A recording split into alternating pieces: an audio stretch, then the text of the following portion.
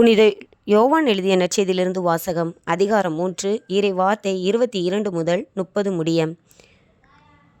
இயேசுவும் அவர்தம் சீடரும் யூதேய பகுதிக்கு சென்றனர். அங்கே அவர் அவர்களோடு தங்கி திருமுழுக்கு கொடுத்து வந்தார்.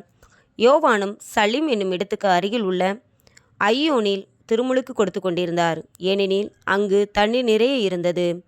மக்கள் அங்கு சென்று திருமுழுக்கு பெற்று வந்தார்கள். யோவான் சிறையில் அடைக்கப்படும் முன் இவ்வாறு நிகழ்ந்தது. ஒரு நாள் யோவானின் சீடர் சிலருக்கும் யூதர் ஒருவருக்கும் இடையே தூய்மைச் சடங்கு பற்றி விவாதம் எழுந்தது.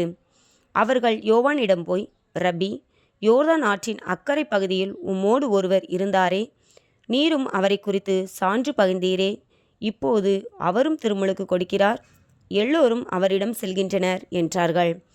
யோவான் அவர்களை பார்த்து, விண்ணிலிருந்து அருளப்படாவிட்டால் எவரும் எதையும் பெற்றுக்கொள்ள முடியாது.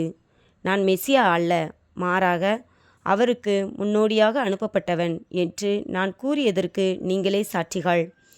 மணமகள் மணமகனுக்கே உரியவர். மணமகனின் தோழரோ அருகில் நின்று அவர் சொல்வதை கேட்கிறார். அதில் அவர் பெருமகிழ்ச்சி அடைகிறார். என் மகிழ்ச்சியும் இது போன்றது. இம்மகிழ்ச்சி என்னுள் நிறைந்துள்ளது. அவரது செல்வாக்கு பெருக வேண்டும், எனது செல்வாக்கு குறைய வேண்டும் என்றார்.